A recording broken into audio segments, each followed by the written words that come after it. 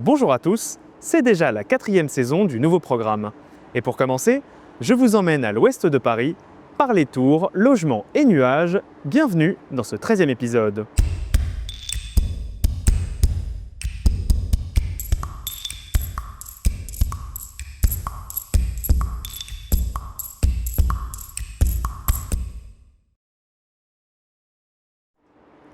Alors aujourd'hui, c'est sur la commune de Nanterre, tout près du quartier d'affaires de la Défense, que je vous emmène. Derrière moi, sans doute avez-vous déjà reconnu la cité Pablo Picasso, un quartier hors du commun également connu sous le nom de Touraillot ou Tour-Nuage, et dont l'histoire est intimement liée à l'aménagement de la Défense. Fin des années 50, l'inauguration du CNIT au rond-point de Courbevoie marque le début de l'histoire du tout nouveau quartier d'affaires de la capitale. Érigé à l'extrémité ouest de l'axe historique, à cheval sur les communes de Courbevoie, Puteaux et de Nanterre, ce projet pharaonique sera dès le début des années 70 enrichi par la création du département des Hauts-de-Seine et l'implantation de sa préfecture sur la ville de Nanterre. Des chamboulements profonds pour cette commune alors industrielle où l'État va construire non seulement infrastructures et équipements, mais également quartiers d'habitation, parmi lesquels les Touraillots.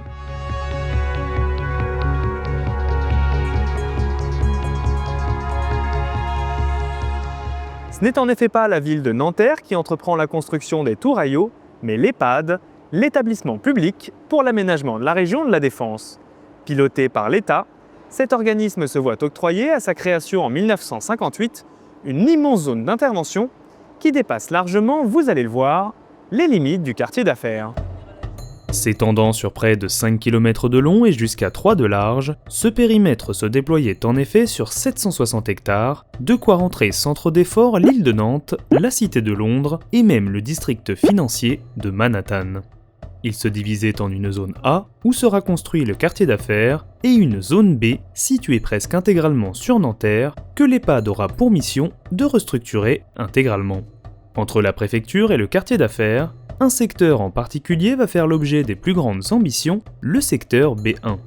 L'idée était de faire de ce quartier la place forte d'un Paris nouveau, en y implantant notamment un musée du XXe siècle, au milieu d'un parc au paysage inédit, dessiné par des bâtiments d'habitation aux formes nouvelles et une forêt de 50 tours.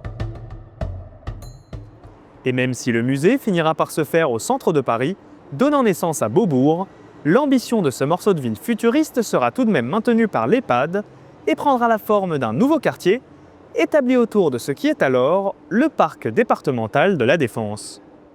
Desservi par le RER A, ce parc baptisé André Malraux vient s'implanter entre une série de voies nouvelles dont aucune n'existait en 1950. Bien qu'il ait été en partie aménagé sur des bidonvilles, c'est surtout le quartier ouvrier des Fontenelles qui lui a laissé place, quartier dont il ne subsiste aujourd'hui rien d'autre qu'une petite chapelle. Aménagé entre 1972 et 1981, le parc André Malraux a été dessiné par le paysagiste Jacques Sgard, qui le modèlera notamment de collines réalisées avec les déblais de la Défense. Le quartier qui sera construit autour se divise alors en deux parties. Au nord, reliquat de l'ambitieux programme culturel prévu à l'origine, une école d'architecture aujourd'hui en partie démolie et un foyer abritant des étudiants en musique ont été construits par Jacques Calice, également auteur des unités organiques urbaines ou Malraux Habitation, 5 énormes bâtiments de logement à la silhouette pyramidale qui s'ouvrent sur le parc. Et sur la partie sud, c'est un architecte connu pour l'originalité de ses constructions qui sera sollicité. Celui qui donnera son nom à ces tours, c'est bien sûr Émile Aillaud. Fils d'un berger de Barcelonnette parti faire fortune comme chercheur d'or, Émile Aillaud naît à Mexico le 18 janvier 1902. Jusqu'à l'âge de 8 ans, il y passe une enfance heureuse bien que solitaire, aux côtés d'une mère artiste, mais veuve et sans argent, son père étant mort en tombant dans une mine juste avant sa naissance. 11 ans après leur retour en 1921, Émile se lance dans des études d'architecture aux Beaux-Arts de Paris, un cursus qu'il choisit car il peut y étudier et travailler en même temps.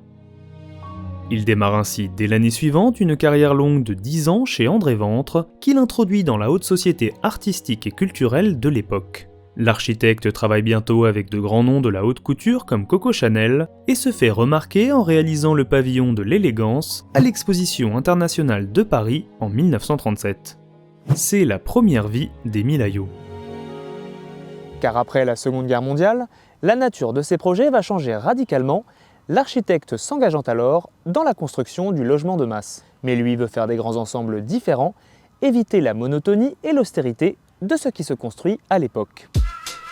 Dès le milieu des années 50, Aillaud réalise ainsi à la cité de l'Abreuvoir à Bobigny des tours circulaires ou en tripode, des barres ondulées ou rondes dont il fait colorer les façades par l'artiste Fabio Rietti qu'il rencontre en 1956. D'abord ami de son fils, Gilles, Fabio deviendra également son gendre en 1960, épousant sa fille Laurence, et restera son fidèle compagnon de création tout le reste de sa carrière. Juste après l'Abreuvoir, il collabore ainsi de nouveau pour l'ensemble des Courtilières à Pantin et sa célèbre série de bâtiments sinueux, le Serpentin. Moqué par ses confrères qui appellent ces bâtiments les nouilles, Émile Aillaud n'en démord pas et poursuit sa lutte contre l'ennui architectural. Bâtiments arrondis et colorés à la cité du Wiesberg de Forbach, fresques sur les façades du quartier de la Noé à Chanteloup-les-Vignes, dont les espaces publics très travaillés sont habités de sculptures monumentales réalisées par Laurence et Gilles Aillaud. À la Grande Borne qu'il construit à Grigny entre 63 et 74, l'architecte réussit avec seulement 2 typologies de bâtiments à créer pas moins de 7 quartiers différents. Il y développe un urbanisme labyrinthique, inspiré des villes anciennes, rejette les voitures à la périphérie et s'attache à conserver des bâtiments bas pour qu'une mère à sa fenêtre puisse voir son enfant jouer. Et s'il avait pu, Émile Aillaud n'aurait pas fait de tour à Nanterre. C'est l'EHPAD qui impose à l'architecte de construire des tours, et de très hautes tours, lorsqu'il lui passe la commande en 1972 de réaliser 3000 logements au sud du parc André Malraux. La densité demandée est alors énorme, près de 250 habitants à l'hectare, soit autant qu'à Paris intramuros. Le site sur lequel l'architecte doit relever ce défi forme une bande d'environ 200 mètres de large qui sépare le parc de l'avenue Pablo Picasso et le long de laquelle il s'étend sur plus de 700 mètres. Il y répartit le programme dans 21 tours, dispersées sur toute la longueur de la parcelle, 2 d'entre elles faisant exception de l'autre côté de l'avenue. Ces tours ne devaient à l'origine alterner qu'entre 2 hauteurs, 100 mètres pour les types B, 50 mètres pour les types C. Un parking sinueux sur lequel nous reviendrons plus tard devait pour sa part serpenter sur plus de 500 mètres entre des tours implantées librement à la manière de quilles désordonnées ou de tiges végétales. En tout, ce sont 11 tours de type B et 10 tours de type C qui avaient été prévus et dont la construction avait été répartie en 2 tranches. Mais la construction de la première tranche, démarrée en 1973, voit le contexte changer radicalement, rendant presque anachronique le projet des tours Aillaud. En effet, en octobre de la même année, le premier choc pétrolier marque la fin des 30 Glorieuses, la France arrêtera de construire des grands ensembles l'année suivante, et en 1976, Valéry Giscard d'Estaing interdira même la construction des tours d'habitation. L'architecte propose alors pour la seconde tranche d'abandonner les tours, mais l'EHPAD, satisfait de la première, lui demande de les conserver et de les adapter à ces nouvelles contraintes sur un terrain largement diminué, tout en gardant la même densité. Il se résout donc à concentrer les tours, en plaçant certaines à seulement 6 mètres d'écart, et sur les 10 bâtiments de la seconde tranche, seuls 3 atteindront les 19 étages, les autres ne s'élevant qu'à des hauteurs variant entre 12 et 7 étages.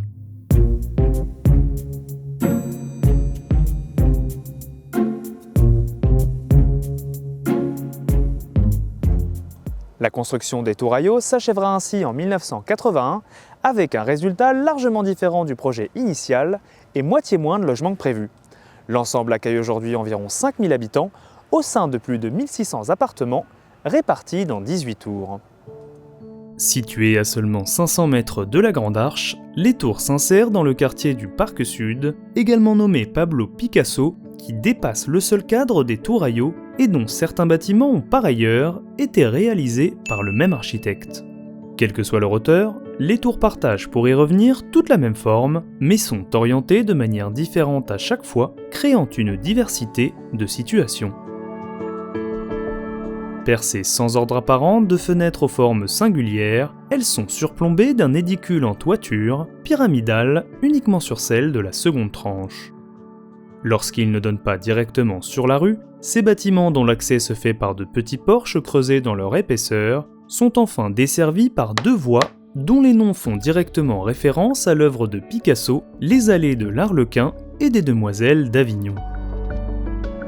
La circulation des automobiles y est limitée, celle-ci ne devant accéder au site que pour stationner dans le parking de 3 niveaux placé, nous l'avons vu, au centre du projet.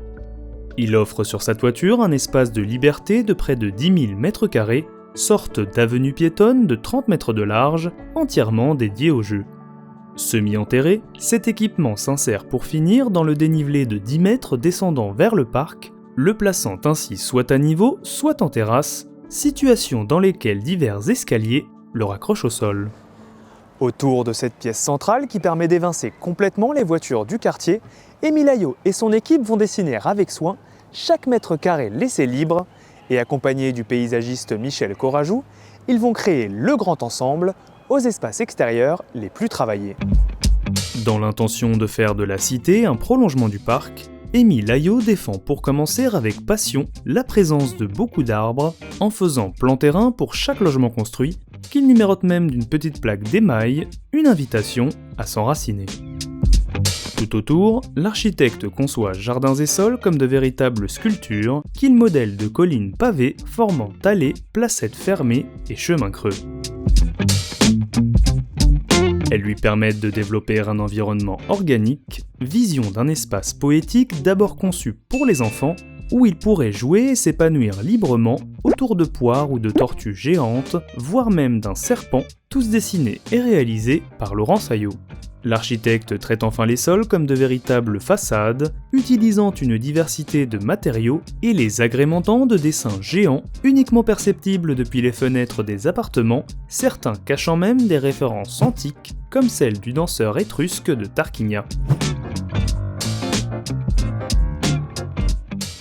La poésie des espaces extérieurs se retrouve dans les formes souples et imprévues des tours que l'architecte et son ingénieur Ashton Azaïs parviennent à obtenir grâce à l'emploi du coffrage glissant. La technique du coffrage glissant consiste à couler simultanément l'ensemble des murs porteurs à l'aide d'un coffrage épousant le contour du bâtiment et s'élevant avec lui. En plus de permettre la réalisation des formes les plus complexes, cette technique permettait de construire à la vitesse d'un étage par jour, dans un chantier se poursuivant 24 heures sur 24. Les tours ont ainsi été construites d'un seul tenant, leurs façades autoportantes en béton armé, surgissant du sol comme si elles avaient été extrudées, les planchers n'ayant été réalisés que dans un second temps. Une technique de construction qui a permis d'ériger en un rien de temps des bâtiments d'une hauteur remarquable, jusqu'à 105 mètres et 38 étages pour les plus grandes tours, ce qui fait d'elles les 7e immeubles de logement les plus hauts du pays. Et contrairement à ce que leur surnom laisse penser, ce n'est pas un nuage que figure la forme organique de ces tours, c'est une fleur. L'architecte développe en effet le plan de ces bâtiments en disposant les appartements comme des pétales autour d'un noyau de circulation. Il les dessine en L de manière à générer des inflexions qui permettent de voir d'une pièce à l'autre de l'appartement. L'intention est de créer un sentiment d'intériorité, l'idée d'un refuge bienveillant qui contrebalance la monumentalité de l'ensemble. Disposant de jusqu'à 4 ascenseurs pour les plus hautes tours, le noyau de circulation qui est enrichi de celliers dans la seconde tranche distribue donc 5 appartements allant du studio aux 5 pièces et dont la répartition varie selon les niveaux. À l'intérieur, la disposition en L des appartements permet d'une part de multiplier les orientations, d'autre part de séparer clairement les chambres des séjours qui, ouverts sur les cuisines, profitent toujours du plus grand arrondi. Je m'appelle Lorraine Janton et je suis aux 19 Demoiselles d'Avignon depuis maintenant 12 ans. Au début, je vous avoue, c'était un petit peu impressionnant. Les tours rondes, la hauteur aussi des tours. Là, je suis au 16e étage. Alors, mon appartement est donc un 2 pièces avec un salon, une chambre. Il me semble qu'il fait 55 mètres carrés de mémoire. Lorsqu'on rentre dans l'appartement, il y a un couloir qui mène sur un salon qui est ouvert sur la cuisine, puis sur la chambre. Moi, je trouve que cette relation entre le séjour et la cuisine, ça permet d'aérer l'espace, d'avoir une circulation fluide entre le salon et la cuisine. Ces murs courbes, ces rondeurs, ça a un côté un peu cocon et c'est plutôt agréable. On était au départ pas du tout satisfait de savoir qu'on allait loger dans ces tours parce qu'on les voyait se construire, on se disait mais comment on va loger dans des tours avec des fenêtres comme ça, enfin, voilà. Et puis quand on nous a proposé ce logement, on a été très surpris par l'espace de ces appartements. On est arrivé en 1977 et on a eu donc ce 5 pièces au 19e étage, donc au dernier étage de la tour, avec une vue extraordinaire sud, sud-ouest, est, enfin il fait 90 mètres carrés. On a donc 4 chambres, une salle à manger comme celle-ci, la cuisine qui est là. Les gens mangent là quand on a des invités, mais on est dans la cuisine, on n'est jamais séparés. On a cette impression d'espace qu'on n'a pas, je trouve, dans les appartements avec des cloisons perpendiculaires et qui adoucit les pièces. Alors chez moi, les fenêtres, elles sont toutes rondes. Une fois qu'on s'y habitue, je trouve que c'est assez agréable. C'est un hublot qui ouvre sur l'extérieur et la vue est extrêmement belle. Leur ouverture et fermeture est surprenante au début. C'est pas classique comme système. Il faut monter sur une chaise pour pouvoir vraiment les nettoyer dans leur totalité en basculant la fenêtre vers nous. Nous, en forme de larmes, tout avec des larmes. Il y en a qui en ont que des rondes, d'autres que des carrés, mais nous, on n'a que des larmes. Elles sont très claires, il y en a beaucoup. Ça fait des dizaines d'années que nous y sommes et je suis ici comme dans un cocon. Je suis très très bien.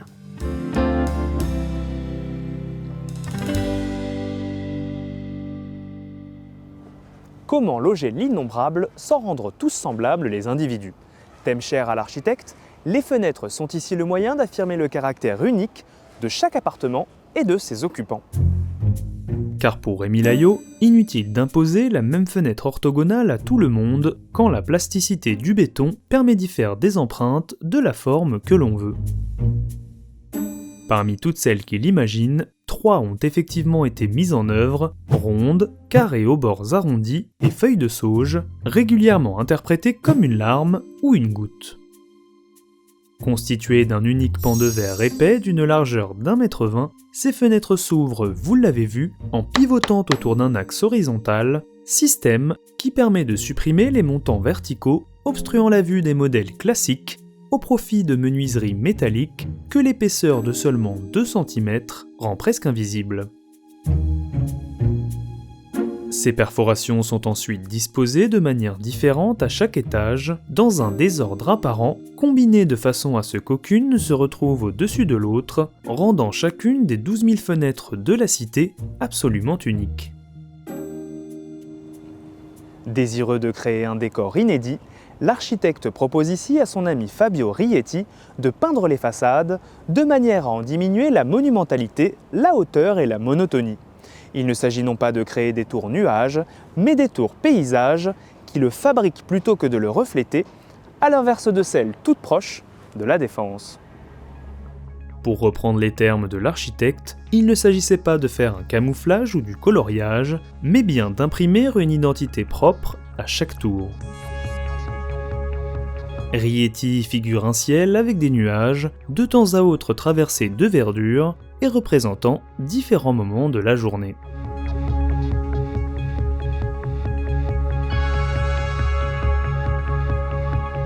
Mais alors qu'il aurait souhaité les peindre, comme il l'avait fait sur les bâtiments voisins de Jacques Calice, l'EHPAD imposera ici de réaliser ses fresques en carreaux de pâte de verre de 2 cm de côté. Mais ils ont dû être groupés par 10, finissant par former des blocs monochromes de 25 cm de côté. Une contrainte technique qui a fait perdre au dessin de Rietti toute leur finesse, ceux-ci se retrouvant comme pixelisés, ce qui n'était pas du tout l'intention de départ. Et alors que les façades de la première tranche jouissaient d'une grande diversité, l'artiste a vu en plus sa palette de couleurs restreinte pour la seconde, ce qui l'a rendu beaucoup plus uniforme. Bientôt, les éléments de parement qui avaient été préfabriqués commenceront à laisser des carreaux tomber, beaucoup de carreaux, dégradant peu à peu les fresques de Rieti, les réparations successives finissant quant à elles de les dénaturer. Chronique d'un décor poétique, tristement abîmé par le temps et les obligations techniques. Construites au tournant des 30 Glorieuses et donc très mal isolées, les tours Ayot ont également fini par souffrir d'une mauvaise image, au point où leur démolition a même été envisagée en 2005. Elles sont heureusement toujours debout en 2016, lorsque les deux bailleurs de la cité initient un ambitieux projet de rénovation. Détenteur de 12 des 18 tours, l'office départemental s'associe alors pour ce faire avec l'office municipal, bailleur du reste de la cité. Ensemble, ils lancent en mars 2017 un grand concours pour la réhabilitation thermique et la réinterprétation artistique des tours Ayot. Parmi tous les projets présentés, celui de l'atelier PNG témoigne de la sensibilité la plus grande au projet d'origine. Les architectes invitent en effet Arthur Ayot, artiste et petit-fils d'Émile, et surtout Fabio Rieti, à concevoir le projet avec eux, lui donnant ainsi l'occasion d'achever l'œuvre qu'il avait commencée près de 50 ans plus tôt. Les artistes conçoivent ainsi de nouvelles fresques, de nouveaux paysages pour les tours d'Émile Ayot. Pour résoudre les questions thermiques, les architectes proposent pour leur part de refabriquer en quelque sorte des tours sur les tours en créant une seconde peau de béton isolant et teinté dans la masse. Elle aurait été coulée à l'aide d'un échafaudage construit sur mesure et glissant le long des parois, rappelant la manière dont les tours ont été construites. La laitance de ces bétons apparaissant en surface aurait été colorée d'une couleur différente de celle de la masse, permettant aux artistes de réaliser des fresques massives et pérennes, simplement en grattant la matière. Une solution peut-être trop innovante et qui n'est pas celle qui a été retenue. S'éloignant d'un pas de plus des intentions d'origine, c'est le projet de l'agence RVA qui a été sélectionné, recouvrant les façades d'une seconde peau en inox décorée de pixels colorés. Un projet dont la première plaque a été posée en mars 2023. 4 tours garderont néanmoins leurs façades en mosaïque qui seront restaurées, mais perdront leur vocation sociale au profit de logements privés et de locaux d'activité. Une tour sera enfin démolie dans le cadre d'un plan de transformation plus large de l'ensemble du parc sud qui réussira peut-être à rapprocher le quartier de la Défense qui lui tourne le dos.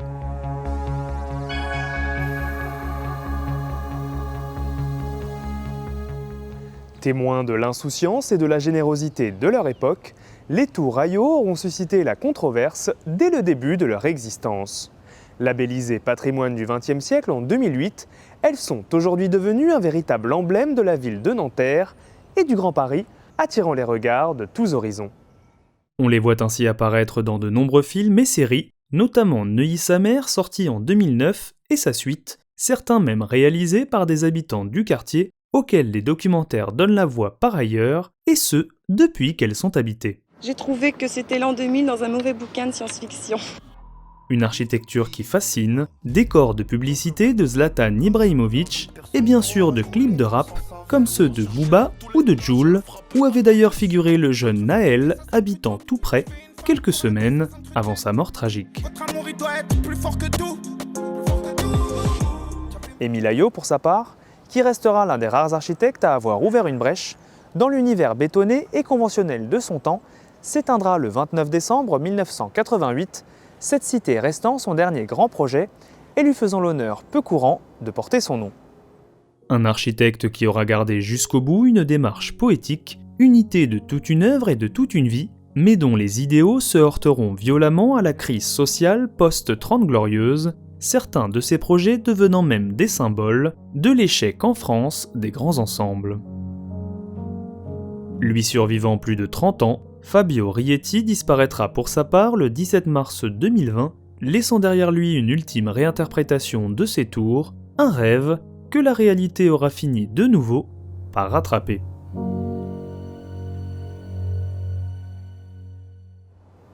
Et vous alors, Que pensez-vous de ce projet pour le moins original? Quel avis pouvez-vous avoir sur sa réhabilitation? Dites-le nous dans les commentaires, car c'est ainsi que s'achève ce 13e épisode du nouveau programme.